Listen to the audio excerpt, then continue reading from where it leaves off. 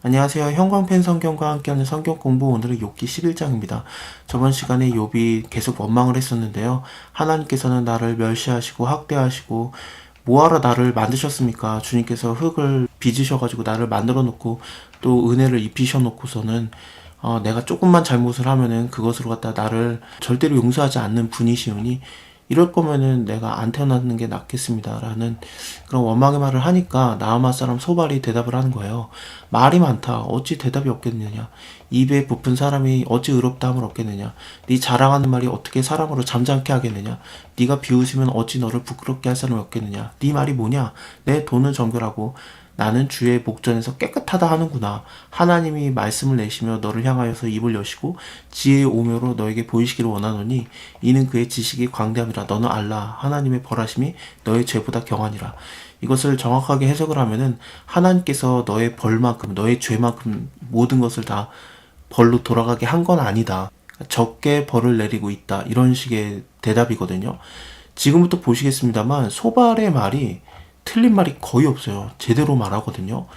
그래서 이것을 도대체 어떻게 봐야 되는가? 왜냐면 나중에 하나님이 나타나신 다음에 욥의 세 친구들에게 엘리바스라든지 빌닷이라든지 소발 이런 세 사람이 계속 잘못 말하고 있었다라고 얘기를 하시고 욥을 통해서 오히려 그 죄사함을 받게 하시거든요. 욥이 대신 기도를 해주면 너네가 괜찮다 라는 말을 하시면서 이들이 뭔가 잘못 말한 게 분명히 있을 텐데 딱히 없어요. 아마도 이렇게 봐야 될 것 같습니다.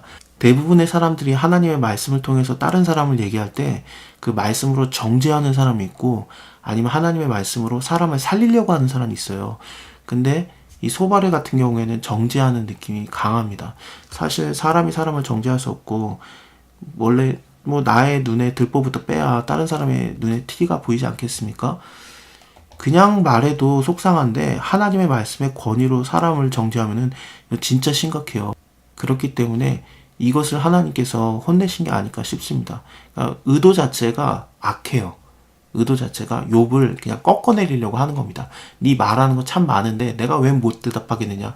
네 자랑하는 말이 어떻게 사람으로 잠잠케 하겠으며 네가 비웃으면 다 부끄럽게 할 수 있다. 그런 거거든요. 그러니까 결론적으로 보면은 하나님 말씀에 그런 것을 알고 있기는 한데 근데 이것으로 하여금 욥을 정죄했던 거죠. 그게 안 좋았던 것 같아요. 일단 볼게요. 네가 하나님의 오묘를 어찌 측량하며 권능자를 어찌 능히 온전히 알겠느냐. 하늘보다 높으시니 네가 어찌 하겠으며 음부보다 깊으시니 네가 어찌 알겠느냐. 이 음부라는 거는 스올이라는 단어를 사용했습니다. 히브리어로 볼 때요. 그러니까 지옥에 관련된 단어인데 물론 예수님을 통해서 지옥이라는 단어가 본격적으로 사용이 됐고 구약에서는 음부라든지 스올이라든지 그런 단어로 대신하거든요. 그래서 하나님께서는 하늘보다 높고 지옥보다도 깊으시다 이런 뜻이에요. 그러니까 정말로 넓으시다. 정말 하나님은 측량할 수 없이 크시다 이런 뜻인 겁니다. 그 도량은 땅보다 크다. 그러니까 실질적으로 재는 걸 말하는 거니까 하나님은 잴 수도 없다. 땅보다 크고 바다보다 넓으시다. 하나님이 두루 다니시며 사람을 잡아 가두시고 개정하시면 누가 능히 막을 수 있냐. 개정하다라는 게 재판을 열다 그런 거거든요. 그것을 하면은 누가 능히 그것을 막을 수 있느냐. 하나님은 허망한 사람을 아시나니 악한 일은 상관 안 하는 것 같아도 다 보고 계시다. 허망한 사람은 지각이 없나니 그 출세감이 들나귀 새끼 같으리라. 만일 네가 마음을 바로 정하고 주를 향하여서 손을 들 때 네 손에 죄악이 있거든 멀리 버리라. 불의로 네 장막에 거하지 못하게 하라. 그리하면 네가 정녕 흠없는 얼굴을 들게 되고 굳게 서서 두려움이 없으리니 곧 네 환난을 잊을 것이다. 네가 추억할지라도 물이 흘러간 같을 것이며 네 생명의 날이 대낮보다 밝으리니 어둠이 있다 할지라도 아주층같이 될 것이요. 네가 소망이 있으므로 든든할지며 두루 살펴보고 안전히 쉬리니 네가 누워도 두렵게 할 자가 없겠고 많은 사람이 너에게 첨을 들이리라. 이것은 칭찬을 하다 아니면 복을 빌어주다 이런 식으로 보면 될 것 같습니다. 친절을 베풀다. 그러나 악한 자의 눈은 어두워서 도망갈 곳을 찾지 못하리니 그의 소망은 기운이 끊어짐이라. 이건 굉장히 맞는 말들이긴 한데 이 말의 의도 자체가 욥을 꺾어내리려고 하는 거, 욥을 정죄하는 거였기 때문에 굉장히 속상해합니다. 그래 니네만 다 지혜롭구나. 너네가 죽으면 지혜도 죽겠구나 하면서 속상해하거든요. 심지어 3장에 걸쳐서 욥이 계속 말을 해요.